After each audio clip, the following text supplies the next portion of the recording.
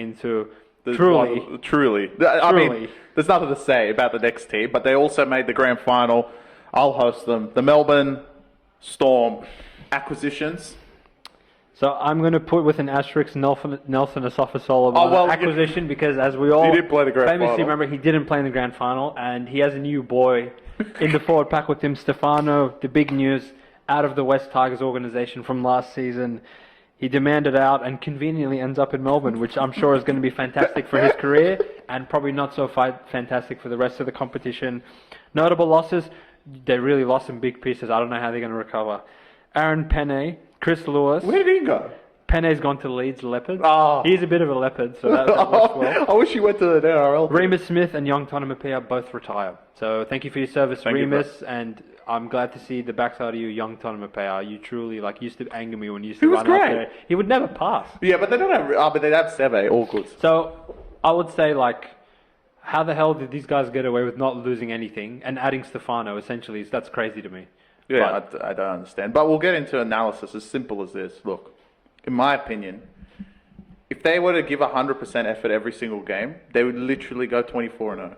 Yeah.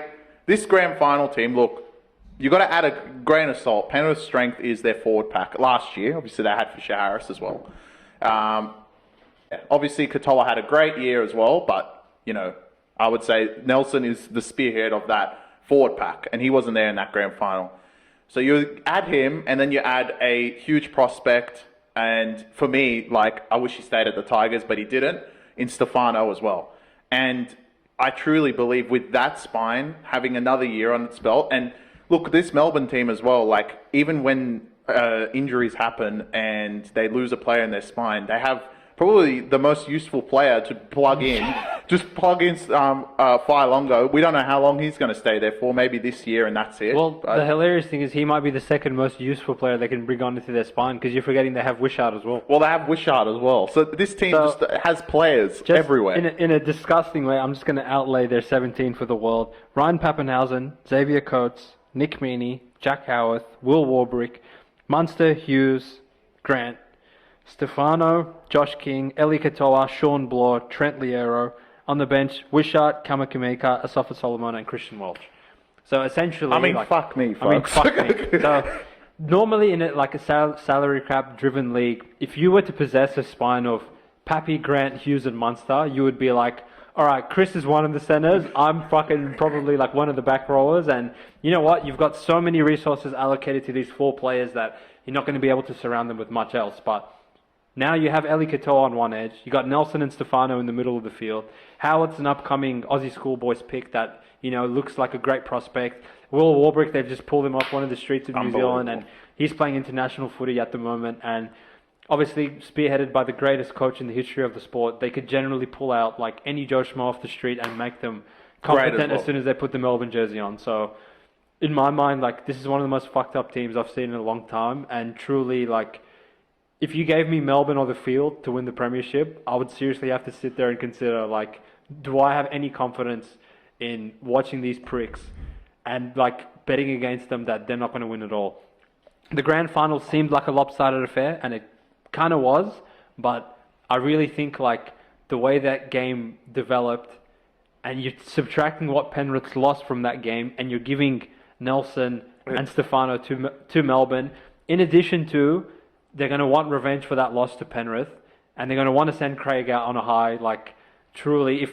And the spine really was not healthy up until the very end of the season from last year as well. So you give them a bit of health and a bit of good fortune.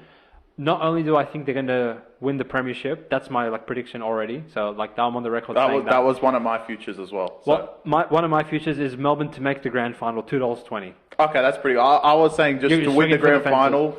$3.90, I think it was Sportsbet. That is insane. Okay. Yeah, you're getting $4 for essentially they're eschewing to essentially make the prelim no matter what. So to win 2 games from that point, $3.90, I like those odds. But me going a bit more conservative, because I do think there is a bit of competition for them who might give them a run for their money. I went a bit of a safer route for you boys because I want to put money in your pockets. But yeah, I truly think you might see one of the record scorelines at some point of this season where I'm envisioning round 21, one of the teams has lost a bunch of players due to injury.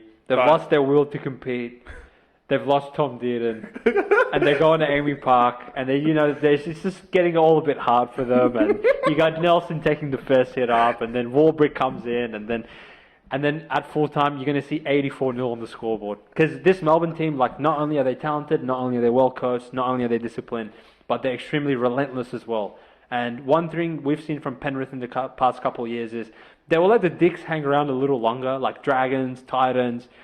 There's been many, like, which is hilarious, that Penrith actually are better at covering -20 against the other top 4 teams in the bottom 4, because Correct. they don't let them score, but they don't like play and throw the footy around until the final whistle. But Melbourne, like, they could score from any single coordinate of the field. They could take it to their house. They have pace, they have size, they have athleticism. It's insane. So that's my hot prediction going into the year. You're going to see 18 on the scoreboard. In one of the Melbourne games. I think we will see a record score, but I don't think it's going to be Melbourne. Okay. I have a feeling it's going to be another team, which we'll get to a bit later. But I think Melbourne win the grand final. So $3.90. That's my second futures bet. Yeah, well done, I think it's way too high price. They're going to be favoured in the grand final anyway, and